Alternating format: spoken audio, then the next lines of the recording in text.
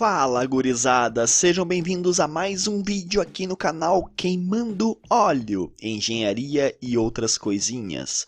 Eu sou o professor Luiz Roberto e já sabe, se não é inscrito, inscreva-se no canal, já deixe o seu like para dar aquela fortalecida, compartilhe este e os outros vídeos com os teus colegas, ative o sino de notificações para ficar por dentro das novidades e comentem. Todo o feedback é extremamente importante para melhorar a qualidade audiovisual do nosso canal. Sem mais delongas, bora pro vídeo. Então tá, pessoal, vamos dar continuidade ao estudo de dinâmica, mecânica vetorial para engenheiros, dinâmica, continuando a nossa aula do capítulo 15, o exemplo 15.8, mecanismo de 4 barras, corpo rígido. Falou em cinemática, falou em geometria, falou em cinemática, falou em geometria, falou em cinemática, geometria. Corpo rígido não se deforma, nós precisamos apenas de uma propriedade geométrica, geralmente é o comprimento, passa pela linha neutra, não interessa a seção transversal, o corpo rígido não se deforma. Então vamos resolver esse problema aqui. Para isso, nós vamos precisar fazer o seguinte, tá? Muita vetorização, trigonometria e aliar nossos eixos, tá? Então vamos pegar nossos sistemas de coordenadas local e global. Nós vamos botar o global aqui no A, onde sendo x positivo e y aqui positivo, tá? Nós vamos ter um local no ponto B, que vai ser positivo para cá, o x, e positivo para cá, o y. Mas neste ponto, que é o ponto movido, e nós vamos entender na aula de hoje sobre isso, nós não vamos colocar nenhum sistema de coordenada aqui, tá? Por quê? Porque nós vamos colocar o sistema de coordenada local no ponto E com o x negativo e o y positivo para facilitar as contas. Porque a gente pode colocar aqui, só que a gente vai ter dois sistemas de coordenadas locais móveis dependente do global. E isso gera muita equação e é muito mais complicado. Então a gente pega só um, que é o que nos interessa, e a gente vai lá e pega o outro local com um referencial fixo, aterrado. Essa é a grande sacada quando a gente resolve esse tipo de problema aqui, mecanismo 4 barra, tá? O que a gente precisa fazer? A gente precisa determinar os raios, ou seja, a gente precisa determinar os comprimentos, a vetorização dos comprimentos das nossas barras. E para isso nós vamos precisar do RAB, do RBD e do RED, sendo esse aqui positivo e esse aqui vai ser negativo. Para a gente conseguir tudo isso, a gente vai ter que fazer o quê? Vários Pitágoras para obter o quê? Obter estas dimensões.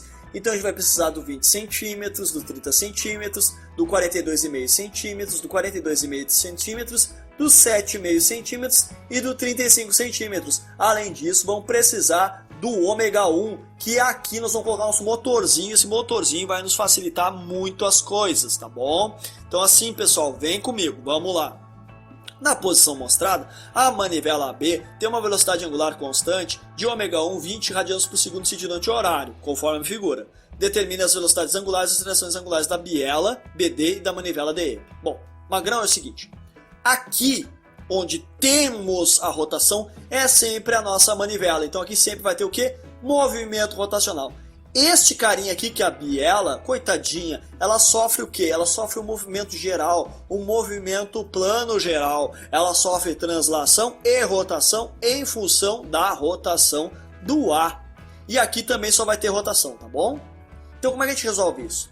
A gente vai partir do quê? De velocidade relativa, lá do capítulo 11. Então volta nas aulas 1, vou botar um cardzinho, aula 1. Também vou botar outro cardzinho, aula 2, beleza? Capítulo 11, revisa tudo e volta para cá, tá bom? VD igual a VB mais VDB. E a mesma coisa para as acelerações, tá bom? Lembrando que as acelerações são diretamente proporcionais aos deslocamentos da base, ok? Nosso sistema é linear, tá bom?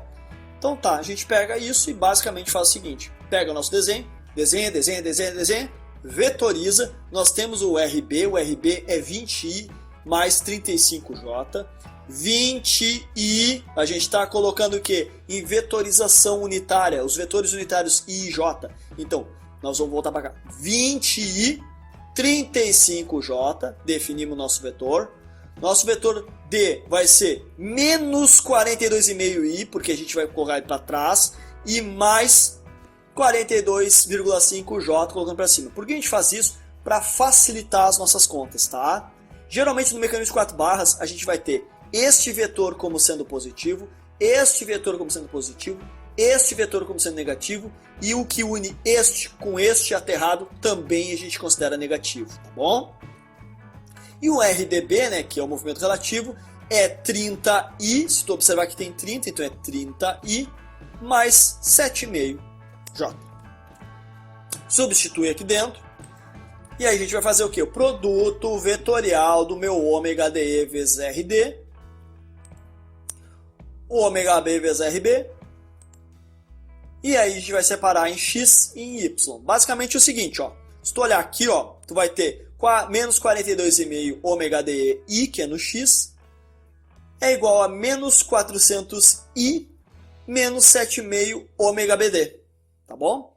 E aqui, de forma similar, vai ser menos 45,5 ômega DE é igual a mais 400 mais 30 ômega BD. Resolve eles e aí a gente vai ter o ômega BD e o ômega DE. É super tranquilo, é só abrir o produto vetorial e resolver o nosso problema. Bem fácil, né? Vamos lá.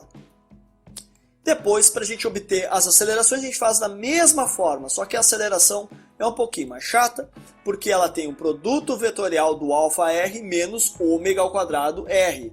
Então a gente abre, resolve, faz para o AD, para o AB e o ADB, resolve para X, que é toda a galerinha do I, e resolve para Y, que é toda a galerinha do J. E aí, depois de resolver esses problemas, chegamos nas acelerações alfa BD de menos 645 radianos por segundo ao quadrado e alfa DE 809 radianos por segundo ao quadrado. Basicamente, pessoal, é isso. É super tranquilo, é pura aplicação do formulário e o mais importante é o que? Vetorizar correto. Tu vetorizou correto, colocou teu sistema de coordenadas global e local correto, não vai errar teu problema, tá bom? Só que isso aqui é sobre a ótica de dinâmica, tá bom? Isso aqui é sobre a ótica de resolver um problema que já foi projetado. A aula de hoje nós vamos dar um plus a mais. Nós vamos pegar coisas lá de mecanismo, tá? E vamos puxar para cá. Então a gente precisa de alguns conceitos lá de mecanismos, tá? Para a gente finalizar o conteúdo de dinâmica, porque esse conteúdo adicional que vem lá de mecanismos também cai em concursos sob a ementa da dinâmica. Então conceitos como vantagem mecânica, como ângulo de transmissão, como grau de liberdade, tudo isso cai aqui, cai nos concursos. Então, bora lá, se ajeita na cadeira, vamos lá, se posiciona aí, bem direitinho, que daí, magrão, é o seguinte, vamos fazer uma pausa para um cafezinho, toma o teu café e aí vem comigo que nós vamos, ter uma aula super especial. Vem comigo, pausa para o café agora, tá bom?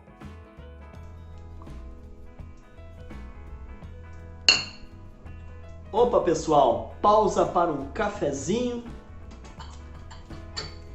Pois é, pessoal, é extremamente importante mantermos sempre ligados, né, com as energias renovadas para continuar estudando, tocando adiante os nossos projetos, para nos tornarmos profissionais de excelência. Então, para nos fortalecer, se inscreve no canal, deixa aquele like maroto, arregaça esse botão de like, compartilha este e os outros vídeos com os teus colegas, ativa o sininho de notificações para ficar ligado nas novidades e comentem, todo o feedback é importante para melhorar a qualidade audiovisual do nosso canal. Então já deixa o seu like, já tomou teu cafezinho, tá preparado? Então bora para a aula! Então tá, pessoal, fizeram a pausa para o café, tomaram um cafezinho, deu uma melhorada, renovada as energias. Pois é, eu também tive que fazer a mesma coisa. Foi uma aula bem trabalhosa, esse vídeo tá dando muito trabalho. Então assim, ó, pessoal, arregaça o botão de like aí, comenta, porque é muito importante mesmo o teu feedback, tá bom? Então vamos entrar agora no mundo dos mecanismos. Ou seja, eu vou puxar coisas de mecanismos e aplicar em dinâmica. Então assim, ó, só para vocês terem uma ideia, eu vou pegar aqui um exemplo clássico de mecanismo que eu tenho à disposição aqui em casa e que eu acho que todo mundo tem. Isso aqui, ó. O que é isso aqui? Isso aqui nada mais é do que um saca-rolhas. É um saca-rolhas de vinho. E é interessante observar a montagem disso, porque aqui está o saca-rolhas e aqui está a base. E aí vem uma diferença que eu já vou ensinar para vocês e frisar para vocês entre a análise estática e a análise dinâmica. Aqui, ó, é uma base. Aqui se faz uma análise estática. A importância dessa base é resistir ao carregamento. Que carregamento? O carregamento que é justamente o nosso saca-rolha. Ele tem que resistir todo esse peso nesta região aqui. Então, essa ideia de resistência, de fazer análise estática, magrão, isso aqui, rapaz, é a análise estrutural. Isso aqui é uma base, isso aqui é uma estrutura. Isso aqui é uma estrutura. É para resistir à análise estática. Ok? Agora, isso aqui é um mecanismo. E literalmente um mecanismo. Ele tem vários componentes mecânicos, como este braço, como esta perfuratriz helicoidal, como estes braços que são umas pinças, se tu observares bem, as molas que aqui tem dentro, tem os elementos de fixação, tem um monte de componentes mecânicos e elementos de fixação que formam um mecanismo. Vocês vão entender o que é mecanismo na aula de hoje. E assim, ó, ele não tem nenhum motorzinho. Ele não se preocupa com as causas do movimento. Porém, esse mecanismo precisa fazer uma análise de todo o movimento. Então assim, ó, eu estou segurando essa bordinha aqui porque eu estou aplicando uma força. Mas no momento que eu soltar, esse mecanismo vai ter liberdade de se mover. Então, esse mecanismo tem esta liberdade de movimento aqui, ó. Por exemplo, ok? Além disso, ele tem esta liberdade aqui, ó, de movimento, que é girar em torno deste eixinho aqui, ok? Eu consigo fazer este movimento até um certo batente, mas eu consigo ter essa liberdade. Adicionalmente tem uma cremalheira, surprise, ali dentro, né? Uma cremalheira, e faz com que isso suba e desça, ou seja, tem uma liberdade de movimento na vertical. Então, em essência, este mecanismo, que é um conjunto de elementos unidos e organizados para transmitir dados movimentos, né? No caso, ele pode fazer esse movimento, ele pode fazer um movimento para baixo, ele pode fazer um movimento de abertura e fechamento, ele faz movimentos, né? Sem nenhum elemento ou algo motriz que o faça a ser alimentado e transmitir potência. Isso daqui é um mecanismo e ele tem graus de liberdade para se movimentar. No mínimo, para eu fazer uma análise inicial, este carinha tem 1, 2, ó, tá descendo 2 e 3, no mínimo 3 graus de liberdade. Quantos graus de liberdade tem um mecanismo, por exemplo? Tantos quanto tu queiras analisar. Ou seja, ele tem infinitos graus de liberdade. Cada elementinho aqui, que são infinitos, porque isso aqui é um meio contínuo, cada elementinho vai ter um grau de liberdade. Então, os objetos reais têm infinitos graus de liberdade. Cabe a nós, engenheiros, visualizar de forma holística e analisar aquilo que realmente nos interessa, os graus de liberdade de interesse de movimentos principais, para a gente fazer uma análise, né, cinemática. Então, eu posso considerar como sendo 3 graus de liberdade para uma análise inicial. Depois eu posso fazer com mais graus de liberdade. E na aula de hoje vocês vão aprender o que é grau de liberdade também. Eu estou preparando vocês, a partir de dinâmica, para arrasarem em mecanismos e arrasarem lá em vibrações. Então, vamos lá, vem comigo, porque o conteúdo desta parte costuma cair sim em concursos públicos, tá bom? Então, vamos guardar o nosso mecanismozinho aqui, né? deixar aqui na nossa base, beleza? E vamos ver o que a gente pode fazer. Eu vou abrir aqui, né? Vamos lá, vamos diminuir aqui, ó. Ó, diminuindo a minha câmerazinha. Vamos encaixar ela aqui assim, vamos ver. Vamos lá, olha só, deixa eu ver. Tá bom, né? Então vamos lá. Esta aula é sobre os conceitos básicos de mecanismos, mas a gente vai pegar a essência e adaptar a nossa dinâmica. E cai nas provas, cai nos concursos, tá bom? Então vem comigo com muita calma, ligar o cérebro aí, concentra, foco, vem comigo. Vamos lá. Magrão, é o seguinte, como de praxe, nas minhas aulas eu uso uma simbologia, né, que aparece no canto inferior esquerdo do teu vídeo. Azul para cálculos, vermelho para dúvidas, amarelo para atenção, a prancheta tu pausa o vídeo e faz tuas próprias anotações, verdinho, verificação de um acerto numa metodologia, num exercício, ok? Então vem comigo, vamos lá. A bibliografia, bom, vamos pular essa parte e vamos direto ao que interessa. É este livro aqui. Então pausa o vídeo e anota essa referência e vai atrás. É o livro do Norton, o livro azulzinho, bem gordinho. Cinemática e dinâmica dos mecanismos, tá bom? Vamos lá. Beleza? Essa parte de competências é para a disciplina de mecanismos, então não precisamos dar bola para isso. Agora o resumo da aula é importante. Nós vamos começar com a cinemática e terminar lá no corpo rígido, tá bom? Então vamos lá, vem comigo. Os objetivos, vou pular, e os pré-requisitos, presta atenção.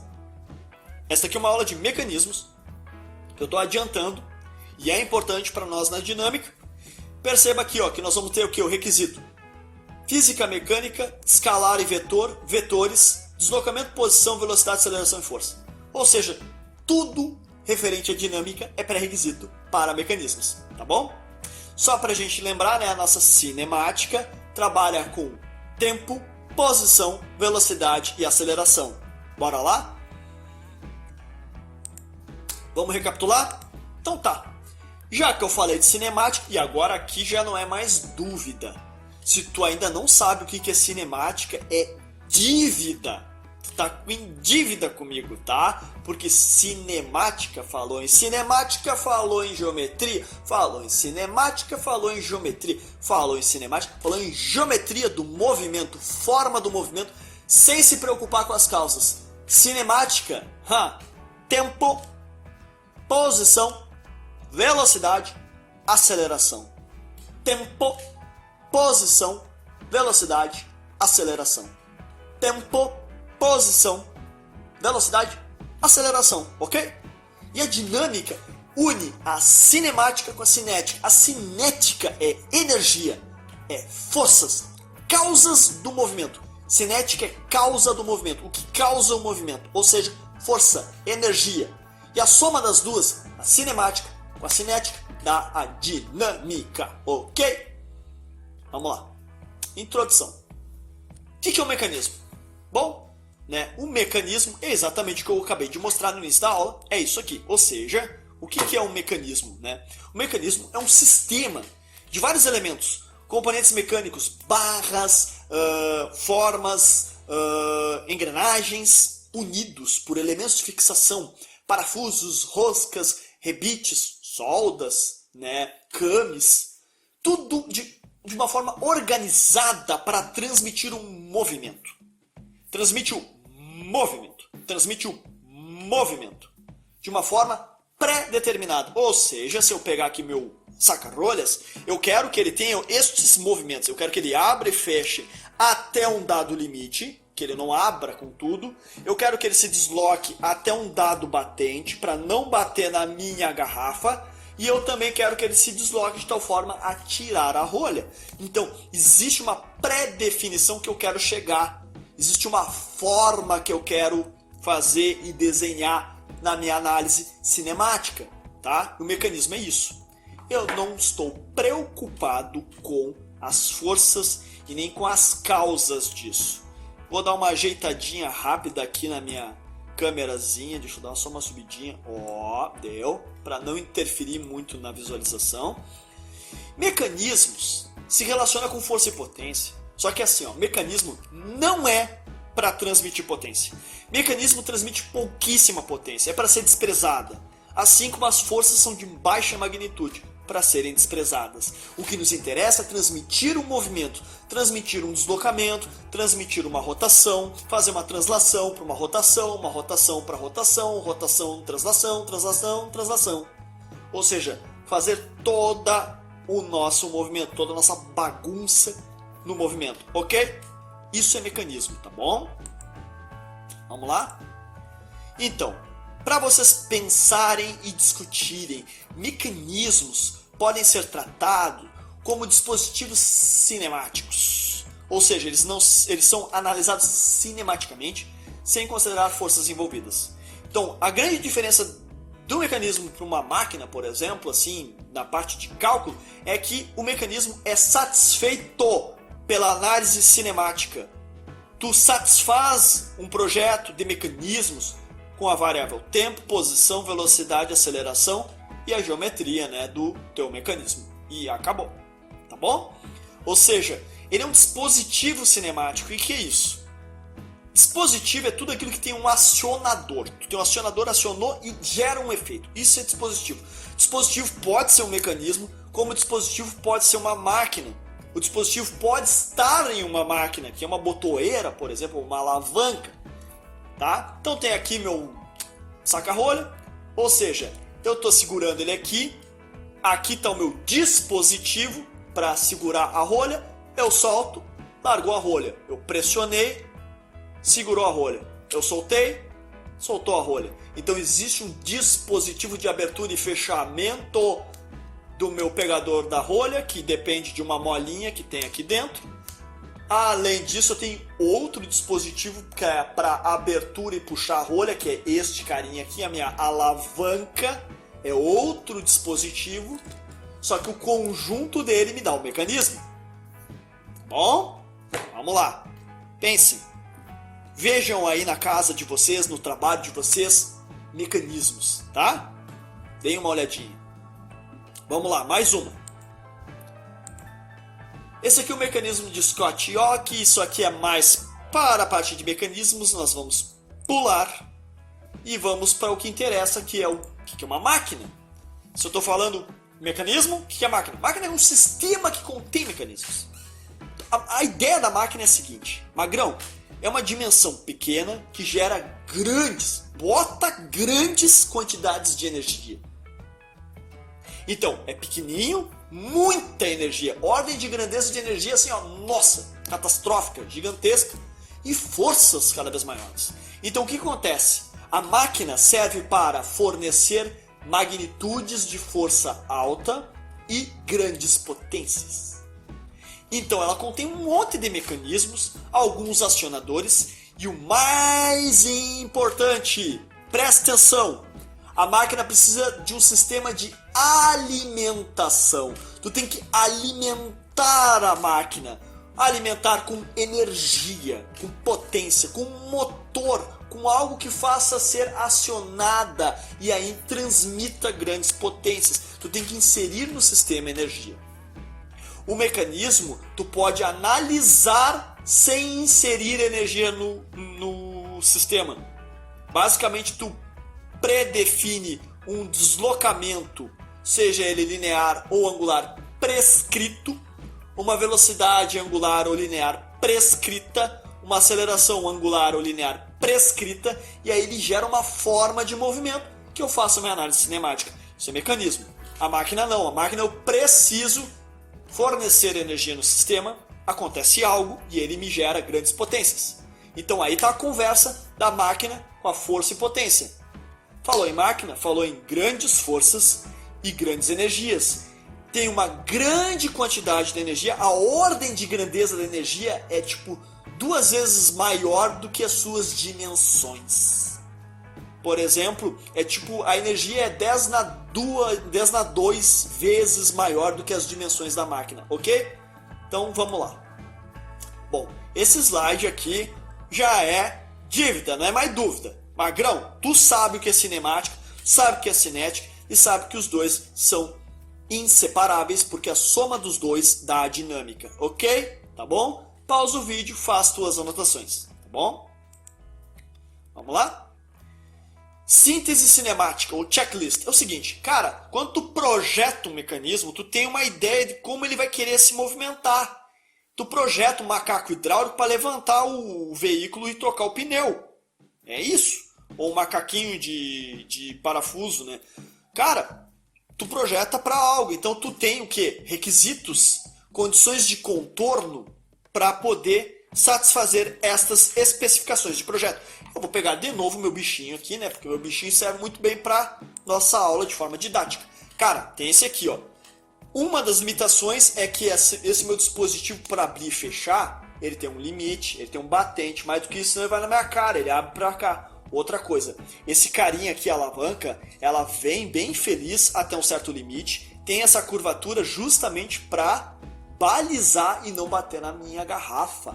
Então existe uma série de especificações. Eu fiz uma síntese cinemática, uma base de checklist, em que a minha alavanca não pode tocar na garrafa e o meu batente não pode ser super aberto, ele tem um limite de abertura e fechamento.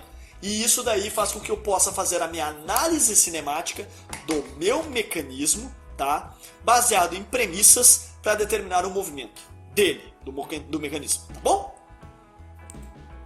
Quais são os exemplos de mecanismos? Conexões, cames, engrenagens, correias, correntes... Ih, tem um monte. Bicicleta, suspensão, limpador de para-brisa... Nossa, tem demais. Então... Bom, essas aqui são as nossas unidades que a gente costuma utilizar para estudar fisicamente, tá bom? Né? Não vou me ater muito nisso. Dúvidas? Eu acho que deve ter um monte. Mas, Magrão, pega o livrinho do Norton, dá aquela estudada marota, bora lá. Vamos para os fundamentos, então, da cinemática. Grau de liberdade.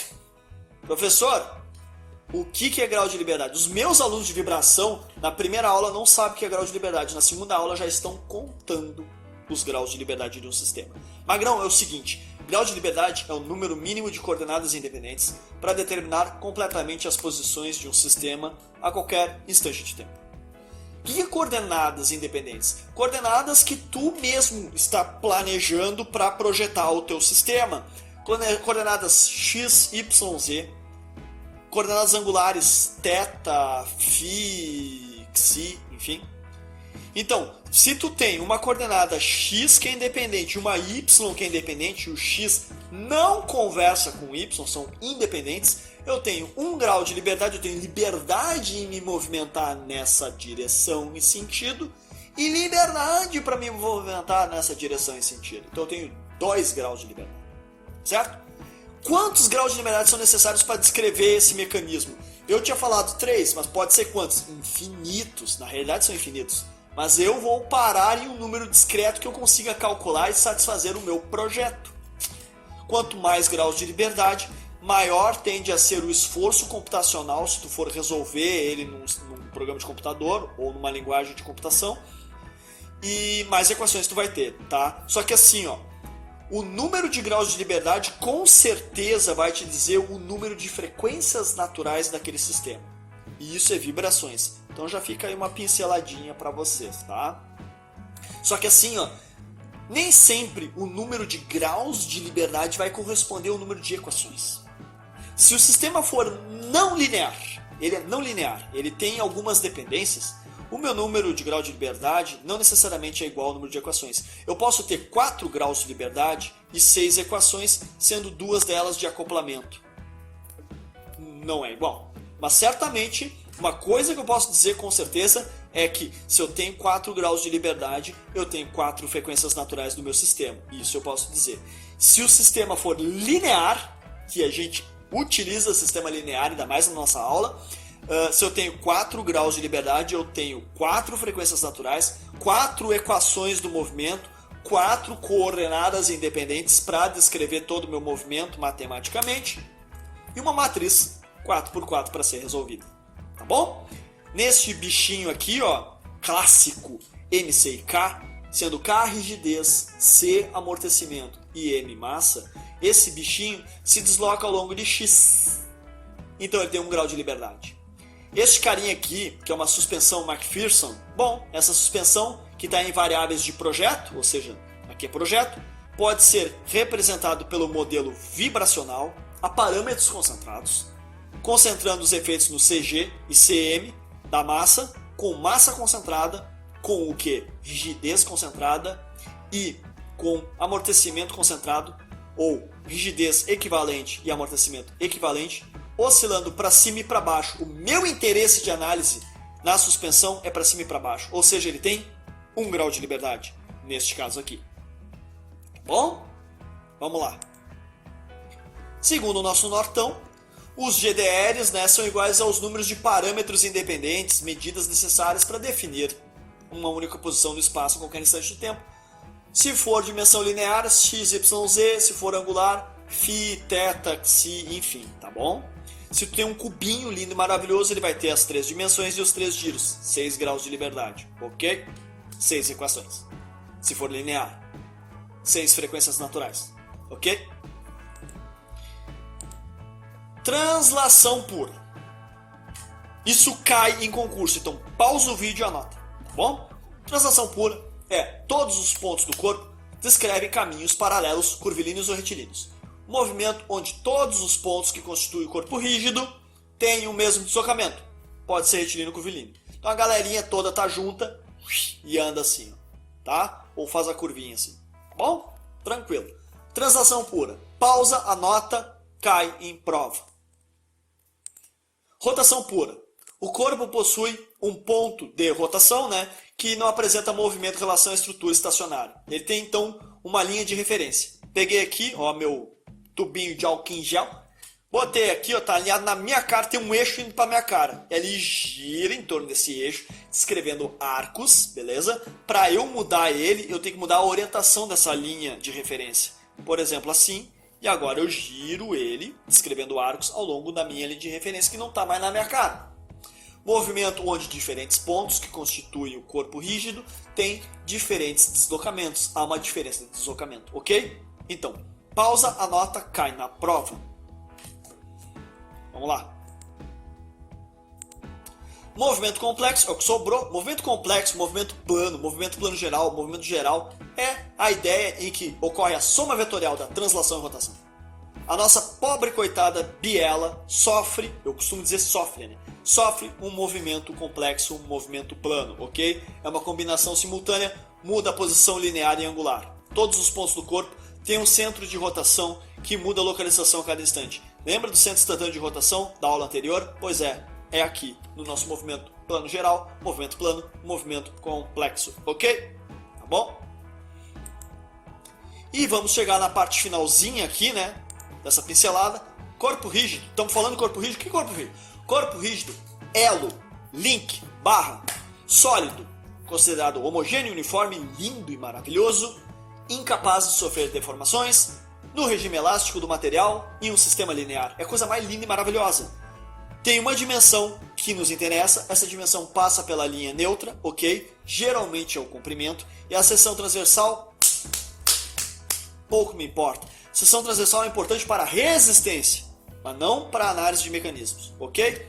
Esse conceito é uma abstração, porque é uma simplificação. Eu vou admitir que o meu mecanismo seja composto de corpos rígidos indeformáveis, todos eles, o material, né, vai deixar ele indeformável, para eu poder fazer a análise do movimento puramente.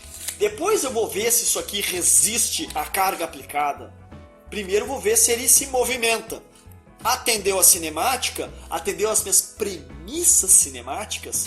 Aí o pessoal que está estudando resistência materiais sabe do que eu estou falando.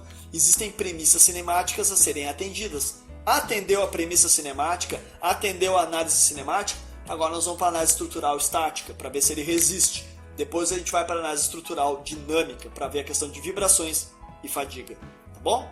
Então, primeiro a gente admite que ele é bem rígido, ok?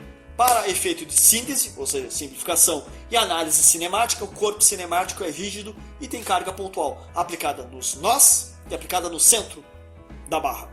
Magrão, mecanismo, é a análise em movimento do que seria uma treliça em que tu faz a análise estática. Essa analogia é perfeita. Pensa na treliça, pensa numa treliça plana ou espacial, não interessa. tu calcula nos nós, tem tração e compressão, tu pensa na estática dela. Agora vamos para o mecanismo, é a mesma ideia, mecanismo de 4 barras é a mesma ideia, só que a gente vai colocar em movimento, é a dinâmica. Ok? É isso, pessoal. Aí depois disso aqui, aí vem, né, nós, e aí nós, pessoal. Nós é para mecanismos, não é para dinâmica, tá bom? Então até aqui tá ótimo. Pega esses conceitos, vai cair nas provas. Te liga. Tá bom? Vou fechar aqui. Vamos abrir agora o mecanismo de 4 barras. Fechei aqui. Vamos lá. Mecanismo de 4 barras. O que é esse mecanismo de 4 barras? Bom, é um quadrilátero articulado, bem simples, é a forma mais simples. É usado em um monte de coisa da engenharia mecânica. Não, um monte. Para-brisa, biela e manivela e um monte de coisa, tá?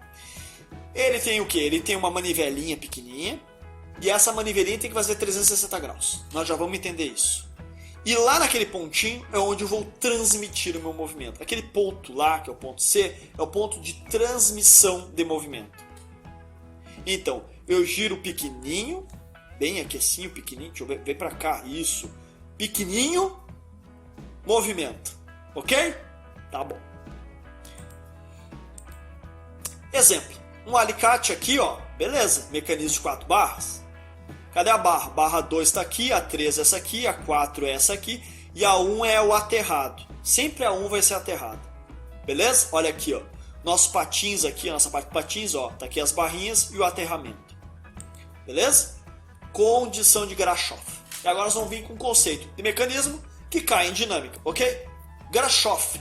Condição de Grashof é a ideia básica. Se a gente precisa saber se o nosso órgão motor, ou seja, a nossa barrinha motora, ou seja, a nossa manivelinha, pode fazer 360 graus em torno de um eixo.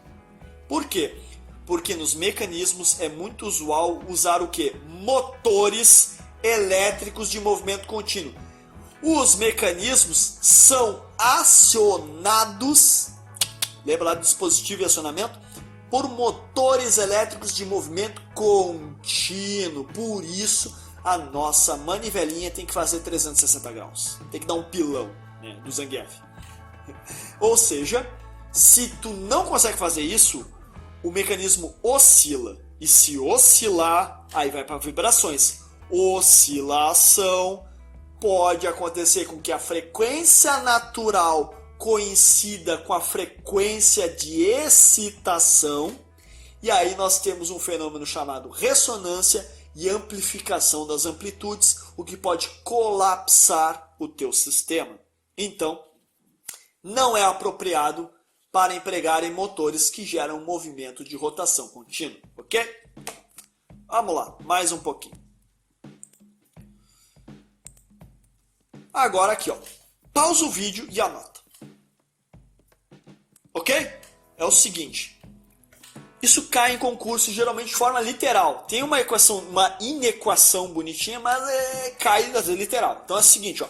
Mecanismo 4 barra, magrão, descreve um movimento plano. Ou seja, tem uma biela ali que vai fazer um movimento plano. Movimento plano, translação, rotação.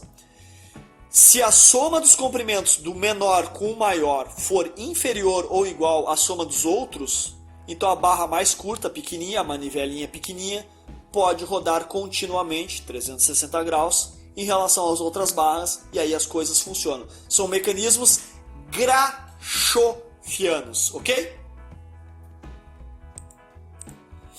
Ou seja, se a minha, vamos lá, small mais a large é menor do que as outras duas, ok. Isso aqui é uma condição necessária, mas não é suficiente para a gente descrever o mecanismo.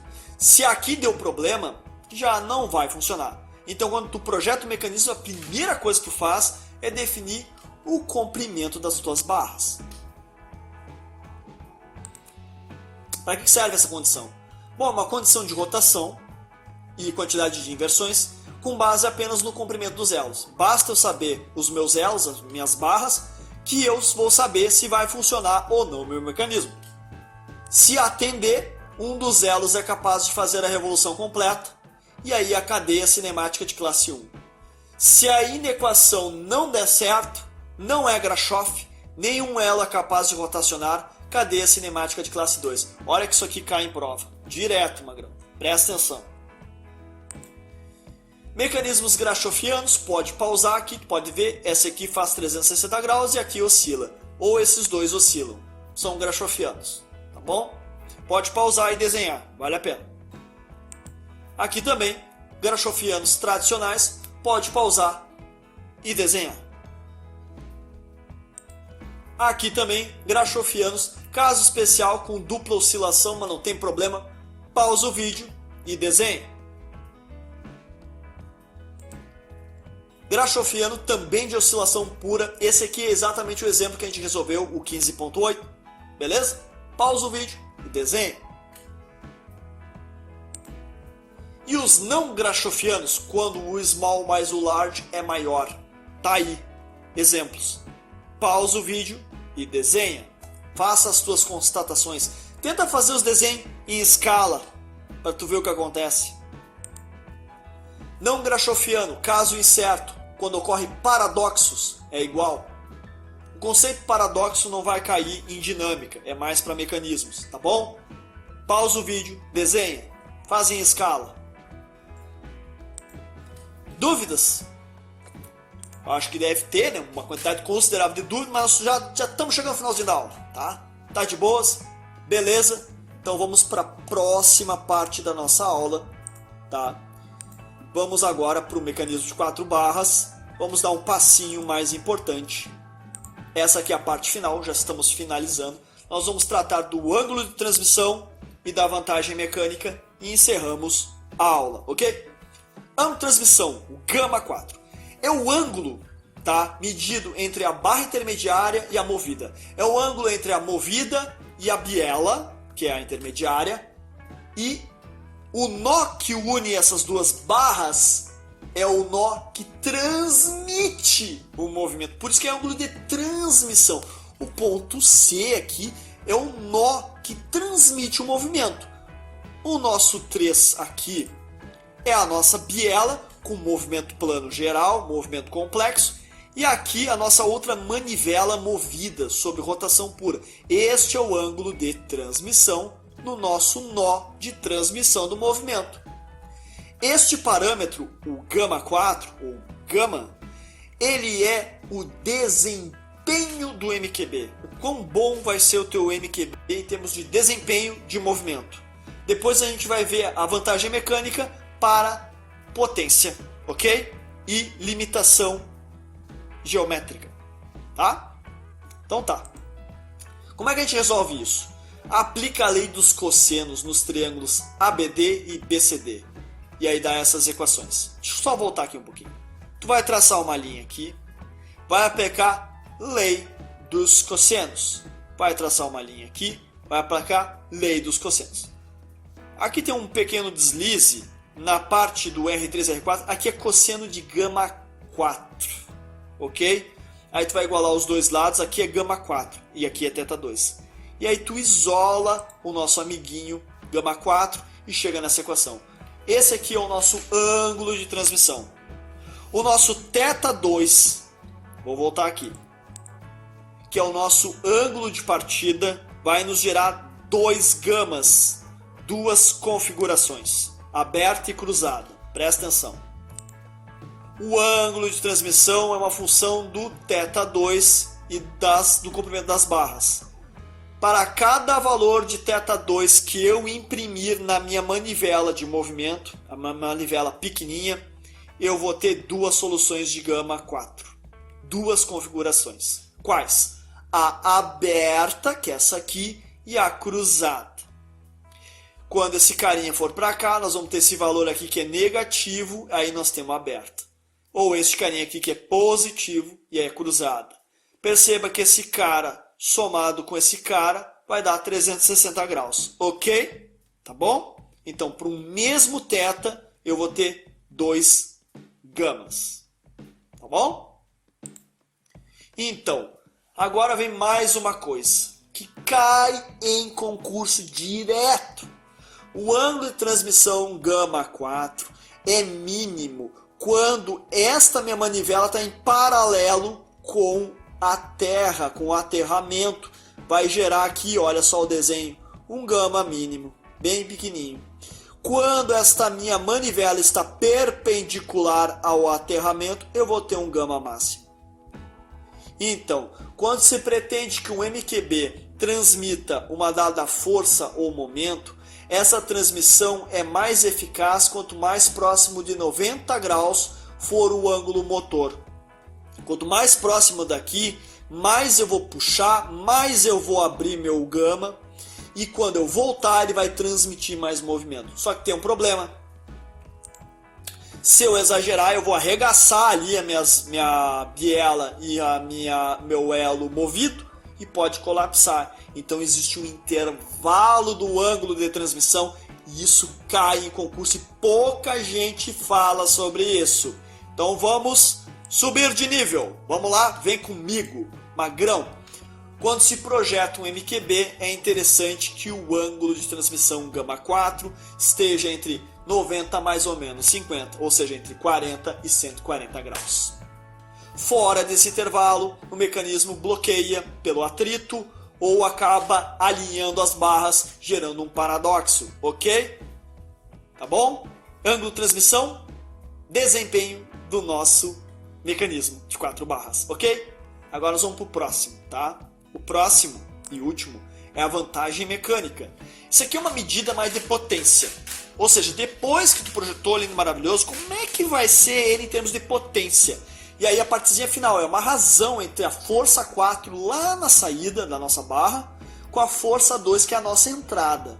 Fazendo as contas, é como se fosse o meu ômega 2, minha velocidade angular de entrada, meu dado de entrada vem do meu motorzinho, que eu vou acionar ali, meu motorzinho de acionamento contínuo, dividido pelo meu ômega 4, ou seja, minha velocidade angular lá da última barra, ok? É basicamente isso, tá? Só que assim, ó. Como é que tu vai resolver? Fazendo o diagrama de corpo livre, pega cada uma das barras e abre. Pausa o vídeo e desenha isso. E faz isso em casa, numa folha à parte. Faz em escala, bonitinho, papelzinho quadriculado, lindo e maravilhoso, ok? Te liga que aqui tem um beta, aqui nós temos o teta e aqui nós temos o gama. E nós vamos deduzir isso. Admitindo que a barra 4 está em equilíbrio, eu chego nesta relação e obtenho a força 3,4. Beleza? Em um dado momento, com uma força resistente, um momento resistente M4, a força exercida ao longo da barra intermediária é mínima quando o gama 4 vale 90 e ela é máxima, ou seja, infinita, quando o gama 4 tende a 0. E na barra 2 eu posso fazer algo similar, ter exatamente esta relação, e aí com isso eu consigo juntar tudo, meu M4 e meu M2, e vai dar esta razão. Pode deduzir em casa, dá bem certinho. Pega ali o diagrama de corpo livre e faz.